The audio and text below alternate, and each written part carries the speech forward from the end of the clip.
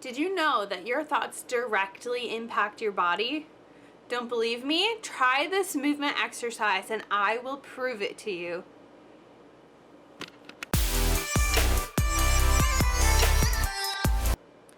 Put your arms out to your sides. Hold them there. What do you notice? Are your arms locked? Could you hold this position for a very long time without tiring? Has your back changed? What about your breathing?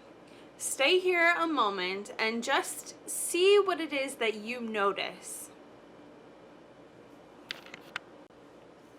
So put your arms down, okay?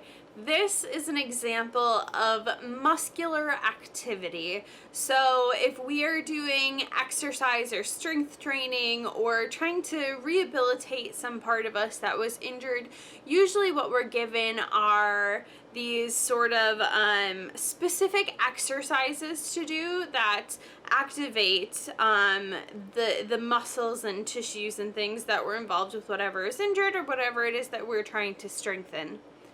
The problem with these activities is that they tend to only focus on one specific part or one muscle group, when in actuality our entire body is affected by these things. If we even just think about raising our arms, right? Our backs changed, our breathing changed, like all of these things that you noticed, they were affected by this one muscular activity that we were doing.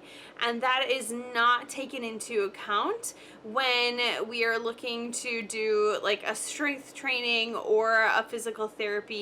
Usually, I've never seen it. It's possible that it's out there, but it's not something that we typically tend to think of. We tend to think I'm working on one part of myself and that's what I'm doing right now, and we don't realize that our entire body is participating in that, and it's not always in the best way possible. Now, what I want you to do is to point at something across the room. Continue pointing across the room. Your arm is probably more or less in the same position as it was before, but does it feel the same? My guess is that you're involving your eyes now in this direction, and you might not have done that the first time when we just raised our arms. And you probably do not feel the same amount of muscular activity. So why is this? This is because our bodies organize around intent. So when we think, hey, I'm going to point at something, we don't think of the muscular activity that's involved in pointing at something. We just decide to point to something, and we let our bodies decide what all needs to be involved to accomplish that intention or that direction that we've given ourselves. This is what direction is.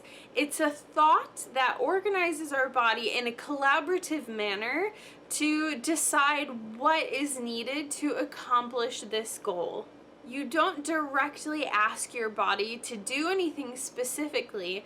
You just give it the direction, and your body decides what is necessary to accomplish or begin the task that you've set for it. I borrowed this last bit. It's a quote from the Poise Project, their Alexander page. I just thought it was so perfect. There was no way I was going to be able to encapsulate it in the same manner. So I'm just going to read you guys that right now. We are using direction to animate the body's postural intelligence.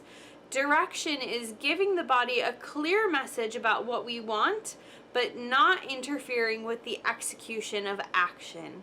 So we've talked a little bit before about the body knowing exactly what to do. We just tend to interfere.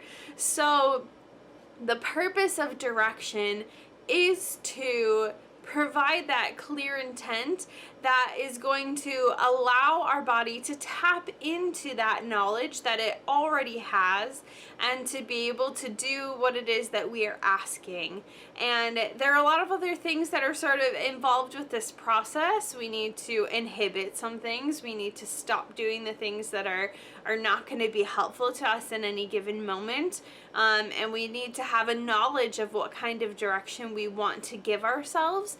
But when we do this, when we give ourselves a direction, we don't interfere, we inhibit those bad things, and we don't attempt to directly do something, our body is smart enough to figure all of this out. It has this postural intelligence, just like when we're pointing at something. It knows exactly what to recruit for that task, and it does it. And the way that it organizes movement is much more beneficial than if we were going to go and try to micromanage everything that was happening.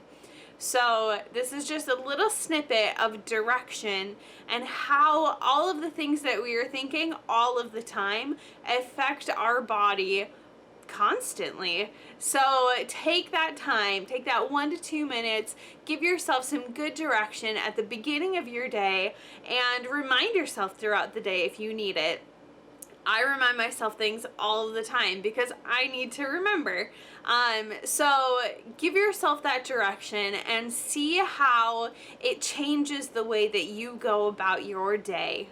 Thank you guys so much for watching. Remember to like, subscribe, comment, let me know if you have questions or if there's anything that you are interested in.